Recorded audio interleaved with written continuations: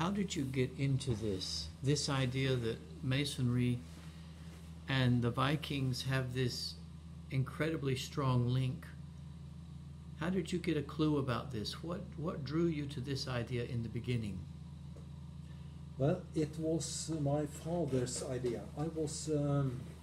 When I was initiated into Freemasonry some 35 years ago, my father, he told me at the table afterwards, Arvid, he said, here there's a lot of Old Norse religion. And I looked around and saw only Egyptian signs. I couldn't find any link at all. So I read, afterwards I started to read literature, but no one mentioned this. My father passed away just a few months afterwards, so I could discuss this with him. How old were you? I was about 42 at that time. But I got interested in the history of Freemasonry. I read books, but there was no mention of this at all.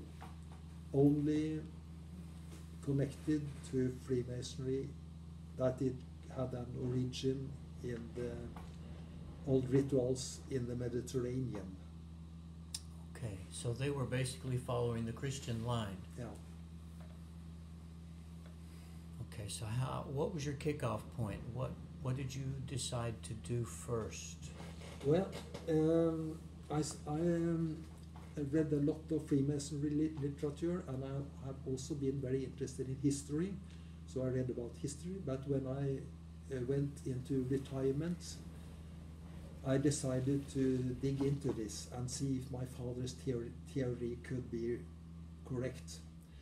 So I started to read Snorre, and I looked on the internet pages on the different museums in Scandinavia, and soon I saw things that was very similar. I got hold of the Masonic rituals that I bought in a bookshop in America some years before, the Duncan's ritual of Freemasonry with the York Rite. Mm-hmm. And I asked myself, what is actually going on here? What is happening here? Mm-hmm. So I wrote this on the sheet of paper. This is happening here. This is happening. This is happening. This is happening. And then that was the first degree, and then the second degree, and the third degree. And I was very confused. How does this fit in? But after some time, months, years, I found that first degree must be the old rite to Frøya, the old mother goddess with roots going tens of thousands years back in Europe and in the Near East.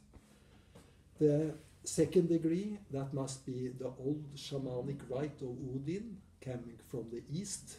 It was so similar. And third degree, that was the god of thunder, the twin god, also coming from the east. And that was probably coming with the Indo-European peoples, because this rite had cremation rites with it. Okay. So I found that the first cremation in Scandinavia came about 2000 BC. And the hammer or the axe is also central in this rite, and I tried to follow this. Okay. And of course Snorre is very central here. Snorre Sturlason, who wrote Edda. Yeah, he's got most of our known evidence. Yeah, and what he lived in 1200, and he made a journey to Norway in 1218 to 1220. Then he traveled more than 2 years in Norway and asked about the old religion that was about to die out. And when he came back to Iceland, he wrote the Snorre's Edda, mm-hmm. which is a standard work of the old religion. And here I found lot of stories which are very similar to Freemasonry today. Another interesting author is the Danish author Saxo, who was Snorri's. He lived at the same time as Snorri, about, and he wrote about the first degree in Freemasonry, which is Frøya taking King Hadding with her to the underworld. Wow, that's like a pre-Dante, story. So the story goes like this: King Hadding was sitting with a colleague in a hall in Norway when Frøya suddenly, the woman, it says, came up from the earth around the fireplace. She took Hadding with him down underneath, and they traveled on a small path past famous people, and then they came to a battlefield where two armies fought. They crossed a river on a bridge, and at last they came to a big mur, a wall. A mur is the same as mason. And there Frøya took out a cock that she had brought with him, and a knife. She cut the head of the rooster. So the sacrificial rooster. Yeah, and threw it over the wall. Yeah. And then you heard the cock crow from the other side. Here was a new life, the new beginning for King Hadding. The life after death. Life after death, or it's a wedding, a formal wedding to Frøya here. And after this wedding, Saxo says he traveled with his new wife Ragnhild back to Denmark. So her name changed, or yeah. Interesting. It was like she was in disguise now. In disguised. That Danish scholars thinks that the goddess here was Frøya, and this must be the same underworld goddess as you have in Greece with Demeter and perhaps Kore, and as you have in the Middle East with Inanna and Ishara. Exactly. Yes. But what is also interesting is that you have a similar symbolism up to the 1700s. Under the midsummer feast in Norway, cocks were sacrificed on the old barrels. Those were holy places with the heads cut off and sacrificed. And is there a Masonic correspondent to this? That is what is called St. John's Lodges. Okay. And this is probably coming from the day when they had their greatest meeting. That was on Midsummer Day. And this has given the name to the first 3 degrees in Freemasonry today, St. John's Lodges. Okay. In this degree in Scandinavia, the candidate is led into the room.